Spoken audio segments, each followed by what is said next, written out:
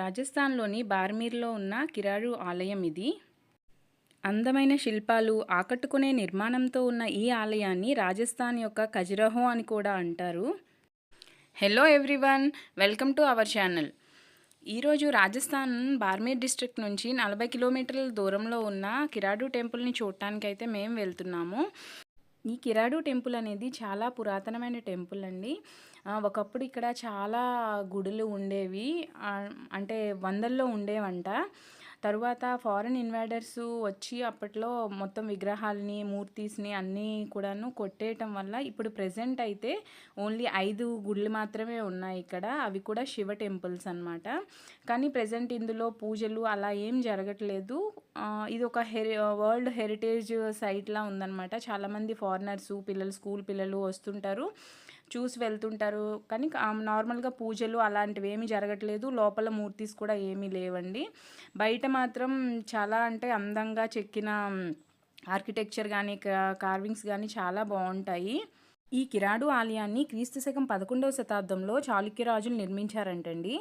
అయితే ఇక్కడ ఒకప్పుడు చాలా గుడులు ఉండేవి, నిత్యం పూజలు అయ్యేవంట. ఫారిన్ ఇన్వైడర్స్ మన దీంట్లోకి వచ్చి మొత్తం ఈ శిల్పాలని, మూర్తీస్ని అంతటిని కొట్టేశాక ఇక్కడ అప్పటి నుంచి పూజలు ఇవి ఏం అవ్వట్లేదు. ఇప్పుడు ప్రెజెంట్ అయితే 5 గుడులు మాత్రమే ఉన్నాయి.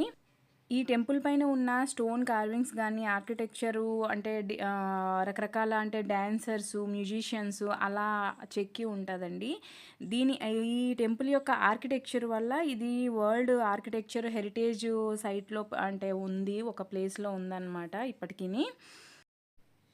అయితే ఈ టెంపుల్లో అప్పట్లో ఇన్వైడర్స్ వచ్చి మూర్తీస్ని అన్నిటిని కొట్టేశారు కదండి, చాలా వరకు కూడాను.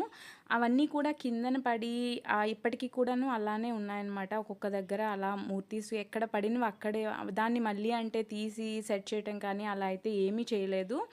ఎక్కడ పడిన మూర్తీసు, ఎక్కడ పడిన అంటే కూలగొట్టిన విగ్రహాలు అవి అక్కడే అలా ఉన్నాయన్నమాట. చూడటానికైతే ఇది చాలా బాగుంటుంది. పిల్లలకు కూడాను అంటే ఏం జరిగింది ఏంటి అన్నది తెలుస్తుంది కదా. ఈ టెంపుల్కి కూడాను ఒక స్టోరీ ఉందండి. అయితే ఇదేంటంటే నైట్ టైం అంట ఈ టెంపుల్ చూడటానికి కానీ అంటే ఉండటానికి కానీ ఎవరు ఉండరంట, భయపడతారు. డే టైం మాత్రమే చూసి వచ్చేస్తారంట. ఎందుకంటే అప్పట్లో ఒక ఋషి అంట ఏదో శాపం పెట్టారంట. దానికి కూడా ఒక చిన్న స్టోరీ ఉంది. మేము ఎంట్రన్స్ టికెట్ తీసుకునే దగ్గరే ఒక అతను మాకు ఇది చెప్పారండి. కొన్ని వేల సంవత్సరాల క్రితం ఈ కిరాడు అనేది ఒక పెద్ద పట్టణం అంటండి. ఆ సమయంలో అక్కడ ఏంటంటే ఒక ఆధ్యాత్మిక మహర్షి అంట తన శిష్యులతో కలిసి వచ్చి కొద్ది రోజులు ఈ కిరాడు ఆలయంలో ఉన్నారంట. అలా ఉండేటప్పుడు ఏంటంటే అతను రోజు కూడా పూజలు చేసేవారంటండి. అయితే ఆ ఋషి ఏదో పని మీద వేరే పట్టణం వెళ్ళేటప్పుడు అందరి శిష్యుల్ని తనతో పాటు తీసుకొని వెళ్ళి ఒక్క శిష్యుని మాత్రం ఈ ఆలయంలో ఉంచి వెళ్ళారంట, ఆలయం పూజలు ఇవి అన్నీ చూసుకోవటానికై. అయితే కొద్ది రోజులు ఇలా ఉన్నాక ఆ శిష్యునికి అతనికి హెల్త్ బాగాలేదంటండి. బాగాలేకపోవడం వల్ల అతను గ్రామస్తుల సహాయము కోరారంట. కోరటంతో అతనికి గ్రామస్తులు ఎవరూ పట్టించుకోలేదంట. అంటే ఫుడ్ కానీ అలా ఇవ్వకపోవటం వల్ల ఆ శిష్యుడంట బాగా హెల్త్ క్షీణించి బాగా ఆరోగ్యం బాగాలేక బాగా ఇదైపోయాడంటండి. అలా అయిపోయే టైంలో ఈ మహర్షి మళ్ళీ తన సందర్శన అంతా చూసుకొని వచ్చారంట. వచ్చే టైంలో అతని పరిస్థితి చూసి ఆ స్థానికులు ఎవరూ హెల్ప్ చేయలేదని అతనికి ఇంత కర్కోటకంగా అంటే ఇంత రాతి హృదయాల్లో ఉన్న గ్రామస్తుల్ని అతను శపించాడంటండి. ఈ గ్రామస్తులు అంటే ఆరోగ్యం బాగాలేకపోయినా ఎవరు పట్టించుకోలేదు కాబట్టి ఈ ఆలయంకి ఎవరైతే ఈవినింగ్ టైంలో వచ్చి ఉండటం కానీ రావటం కానీ చేస్తారో వాళ్ళు రాతిగా మారిపోవాలి అని చెప్పి శపించారంట.